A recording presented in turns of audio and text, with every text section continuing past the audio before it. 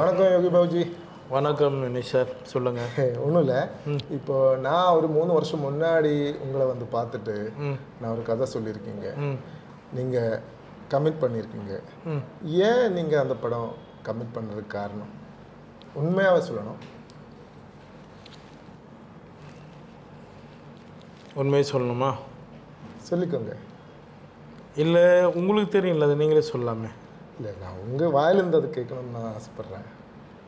சொல்லாமா சார்? இல்லை, வினேஷ் முதல்ல ஒரு நல்ல மனிதர், நல்ல நண்பர். ஃபர்ஸ்ட் ஆஃப் ஆல் தீக்குளிக்கும் பச்சை மரம்னு ஒரு 15 இருக்குமா, 16 வருஷம் 17 வருஷம் வச்சா, 17 இயர்ஸுக்கு முன்னாடி, ஒரு 17 வருஷத்துக்கு முன்னாடி தீக்குளிக்கும் பச்சை மரம்னு நண்பர் பிரச்சனை வச்சு ஒரு படம் டைரக்ட் பண்ணார். அந்த படத்தில் மதோபர் சார் கேமராமேன். அதில் நான் வந்து ஒரு சின்ன ரோல் பண்ணேன். ஞாபகம் இருக்குங்களா? இருக்கு. ஒரு சின்ன ரோல் பண்ணும்போது அந்த படத்தில் எம்எஸ் பாஸ்கர் எல்லாருக்கும் அண்ணா காம்பினேஷன்லாம் பண்ணோம். அந்த படத்தில் உங்களால் எனக்கு ஒரு பெரிய ஒரு விஷயம் பண்ண முடியல. ஆனால் ஒரு ஃப்ரெண்ட் ரோலாக நீங்கள் கொடுத்தீங்க. அதுக்கப்புறம் அந்த படம் முடிஞ்சது. அதுக்கப்புறம் என்ன நடந்தது உங்களுக்கும் தெரியும். நீங்கள் போராடி தான் அந்த படத்தை ஸ்டார்ட் பண்ணி வெளியே கொண்டு வந்தீங்க. சரியான தேட்டருக்கு அமையலை அப்படின்னு சொல்லி அந்த டைமில் உங்களுக்கு அது ஒரு சின்ன ஒரு படம், நல்ல படம். இன்றைக்கி நடக்கிற ஒரு மார்க்கெட்டிங் கொஞ்சம் இதுவானால அதுக்கப்புறம் உங்களை நான் ரொம்ப வருஷம் ஆச்சு பார்த்து. அதுக்கப்புறம் நீங்கள் போயிட்டீங்க கேரளாவுக்கு போயிட்டு, அப்புறம் இன்னொரு படம் பண்ணீங்கன்னு கேள்விப்பட்டேன். 8 வருஷத்துக்கு அப்புறம் உங்களை கூப்பிட்ட போது அப்போவுமே உங்களுக்கு ஞாபகம் வந்து, என் குரல் பார்த்த போதே காதில் வாங்கும் போதே உங்களுக்கு ஞாபகம் வந்துருச்சு. ஆமாம், நான் 8-9 வருஷத்துக்கு அப்புறம் எனக்கு முதல் முறையாக நான் வந்து டி நகர் போயிட்டுருக்கேன். இப்போ மழை. அப்போது எனக்கு வினீஷ் சார், டைரக்டர் சார் வந்து எனக்கு ஃபோன் பண்ணுறாரு. அவர் வாய்ஸ் எனக்கு கேட்ச் பண்ணி, சொல்லுங்கள் வினீஷ் சார்னு ரொம்ப ஆச்சரியப்பட்டார். இல்லை, உங்களை நான் மீட் பண்ணோம் அப்படின்னு சொன்னார். சரி, ஓகே வாங்க மீட் பண்ணலாம், என்ன மேட்ரு அப்படின்னு சொல்லி நம்ம ஏவிஎம்மில் மீட் பண்ணோம். ஏவிஎம்மில் மீட் பண்ணும்போது உங்களோட பிரச்சனைகள் கொஞ்சம் இருந்தது, அதை விட்டுருவோம். அந்த கொரோனா டைம்லாம் ரொம்ப நீங்கள் லாஸ் ஆகிருக்கீங்க. ஒரு படம் பண்ணணும்னு சொன்னார். நீங்கள் வந்தீங்களா சார்? நீங்கள் வந்தீங்க கூட. ஒரு படம் பண்ணணுன்னாரு. அதுக்கு விநாயகர் தான் சாட்சி. ஏவிஎம் விநாயகர் தான். அது முன்னாடி தான் நின்று பேசணும். மழை வந்தது. சரி, பரவாயில்ல, நான் கண்டிப்பாக பண்ணுறேன், கதை கூட கேட்காம. நீங்கள் ஒரு பவுண்டர் எடுத்துகிட்டு வந்தீங்க. ஆமாம், உங்களோட பிரச்சனை தான் எனக்கு முதல்ல தெரிஞ்சு. 10 நிமிஷம் மட்டும்தான் பேசியிருக்கோங்க. அவ்வளோதான் நம்ம பேசணும். ஆமாம், நீங்கள் படம் பண்ணுங்கள். ஏன்னா என்னை வச்சு, என்னை அன்றைக்கி ஒரு சின்ன ரோலுக்கு யோசிச்சு ஒரு டைரக்டர் நீங்கள் இந்த நிலைமையில் இருக்கக்கூடாதுன்னு சொல்லி நான் இந்த படத்தை நான் பண்ண சொன்னேன். கரெக்டுங்களா? சரி, ஓகே. இப்போ வந்துட்டு படம் முடிச்சாச்சு. நம்ம இப்போ அடுத்த 16ஆம் தேதி நம்ம வெளியிட போகிறோம். இப்போ உங்களுக்கு என்ன தோணுது? படம் முடித்த பிறகு இந்த படத்தோட கேரக்டர் பற்றி, இந்த படத்தோட ஸ்கிரிப்டை பற்றி, கதையை பற்றி இப்போ உங்களுக்கு என்ன தோணுது? எனக்கு நீங்கள் ஓப்பனாக சொல்ல போனால், நான் கதையை உங்ககிட்ட கேட்கல. கரெக்டாக அப்போ கேட்டதே கிடையாது.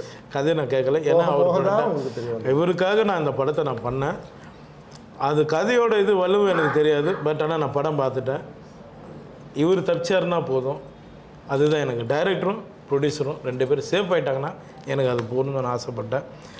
இந்த படத்தில் அது இருக்குது. கண்டிப்பாக அந்த படம் உங்களுக்கு சக்ஸஸ் கொடுத்துருன்னு எனக்கு நான் பார்த்ததுக்கப்புறம் நான் நம்பிக்கை வந்துடுச்சு. சரி, ரொம்ப நன்றி. அதே மாதிரி நீங்கள் இந்த படத்தில் உங்களுக்கு ரொம்ப பிடிச்ச, கொஞ்சம் உங்களுக்கு ரிலேட் ஆய, மென்டலி ரிலேட் ஆய, சென்டிமெண்ட்லி இன்வால்வ் ஆய சீன் என்னன்னு கேட்டிங்கன்னா அதை பற்றி ஏதாச்சும் சொல்ல முடியும்? அது அந்த பொண்ணோட, ஒரு சின்ன பொண்ணோட கேரக்டர் ஒன்று நம்ம. சரி, சஸ்பென்ஸ் இல்லைங்களா அது? அந்த இடம் எனக்கு ரொம்ப, ஏன்னா இன்றைக்கி இருக்கிற காலகட்டத்துக்கு எந்த காலகட்டத்திலையுமே அது நடந்துகிட்ருக்கு. அது இதுக்கு எல்லாம் நம்ம கொஞ்சம் தெளிவாக சொல்லியிருக்கிறோம். அந்த இடம் எனக்கு கனெக்ட் ஆகிடுச்சு. சரி, கண்டிப்பாக அதுதான் நம்ம கருவாக ஆரம்பிச்சிருக்கிறோம். சரி, அது எனக்கு ரொம்ப பிடிச்சிருந்தது. சரி, நம்ம படத்தில் வந்துட்டு முக்கியமான 2 பேர் இருந்தாங்க. ஒன்று வந்துட்டு நம்ம ப்ரொடியூசர் சாக்கிர் அலி. ஆமாம். அதே மாதிரி வந்துட்டு இன்னொன்று ஃபேமஸ் கேமராமேன் மது அம்பாட். அவரை பற்றி 2 வார்த்தை சொல்ல முடியுமா?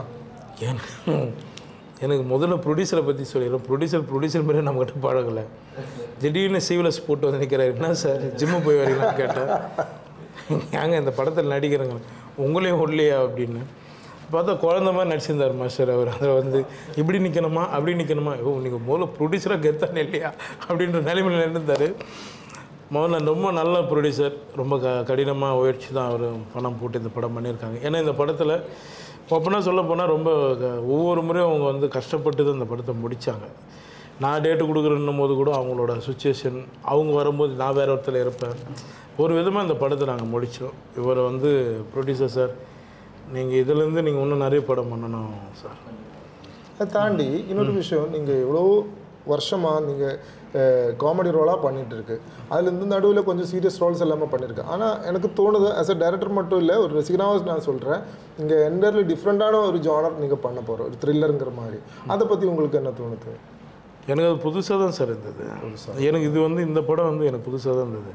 நிறைய பேர் இதோட டீசர்லாம் பார்த்து என்ன கேட்டாங்க, என்ன படம் வந்து தெரில, நீங்கள் எந்த இடத்துலையுமே உங்கள் ஃபேஸ் வந்து ஸ்மைலே இல்லாமல் இருக்குது அப்படின்னு கேட்டாங்க. இல்லை சார், டைரக்டர் அப்படி யூஸ் பண்ணிட்டாங்க. இப்போ மண்டேலா கூட பார்த்தீங்கன்னா மண்டேலா படம் சில படம் பண்ணியிருப்போம், அந்த சீரிஸ் படம் ஏதாவது ஒரு இடத்துல ஸ்மைல் வர அளவுக்கு இருக்கும். இதில் எந்த இடத்துலையுமே இல்லை. அப்போ அது ஒரு உங்கள் கையில் தான் இருக்குது. நீங்கள் தான் அதை மாற்றி விட்டு ஒன்றும் தெரியாத மாதிரி என்ன கேள்வி கேட்டால் நான் எப்படி பதில் சொல்ல முடியும்? ஓகே, இனி இப்போ வந்துட்டு கடைசி கேள்வி ஒன்றும் இல்லை. இப்போ வந்துட்டு நம்ம 16ஆம் தேதி படம் ரிலீஸ் பண்ண போகிறோம். கண்டிப்பாக நம்ம காமெடி நடிகராகவே நடித்தவங்க 3 பேர், நீங்கள், சந்தானம் சார், அதே மாதிரி சூரி சார், நீங்கள் 3 பேரும் கதாநாயகனாக வரப்போகிற ஒரே நாள். தமிழ் சினிமாவோட உலகத்தில் இப்படிப்பட்ட ஒரு ஒரு ஒரு சம்பவம் நடக்காது. இது முதல் முறையாக நடக்க போகிறேன். உங்களுக்கு என்ன தோணும் சார்? இந்த கமெண்ட் என்ன தோணுது? கமெண்ட் சொல்லுங்கள். முதல்ல ஷாக்காக தான் இருக்குது. ஏன்னா 3 பேருமே ரொம்ப கஷ்டப்பட்டு வந்தவங்க தான். எல்லாருமே சினிமாவில் எல்லாம் கஷ்டப்பட்டு தான் வந்திருக்கோம்.